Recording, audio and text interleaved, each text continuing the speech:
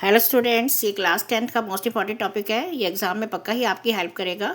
आज मैं बता रही हूँ डिस्क्रिमिनेंट यानी डी इक्वल है B2-4AC एंड इसका फॉर्मूला है अगर डी बिगर देन 0 होता है तो रियल रूट्स आते हैं, और डी अगर इक्वल होता है 0 के तो इक्वल रूट्स आते हैं, और डी अगर स्मॉलर देन 0 होता है तो नो रियल रूट। तो इसके लिए कुछ एग्जाम्पल लिए गए हैं। x⁻² - 5x + x। तो यहाँ पे हमारे पास a की वैल्यू 1 है, b की -5 और c की 6। तो d इक्वल है B2-4AC, और यहाँ पे b हमारा -5 का स्क्वायर और -4 × 1 × 6।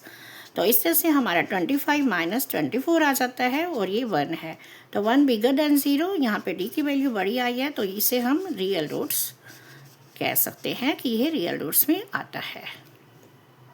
यहाँ सेकंड क्वेश्चन में x2 - 4x + 4 = 0 है, तो d इक्वल है B2-4AC लेते हैं। तो -4 का स्क्वायर और -4 × 1 × 4। तो इस तरह से 16 - 16 ये इक्वल 0 आ जाता है। तो ये हमारे पास d इक्वल 0 है। तो यहाँ पर इक्वल रूट्स आएंगे।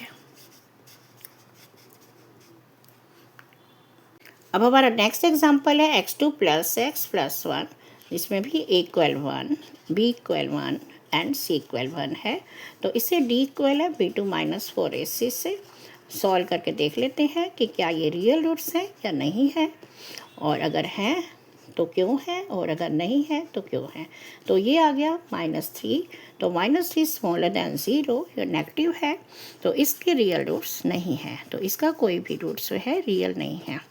तो इस तरह से हमने जाना कि d बिगर देन 0 होता है तो वह रियल रूट्स होते हैं, और d इक्वल 0 होता है तो इक्वल रूट्स होते हैं, और जब d की वैल्यू नेगेटिव आ जाती है तो वह रियल रूट नहीं होते।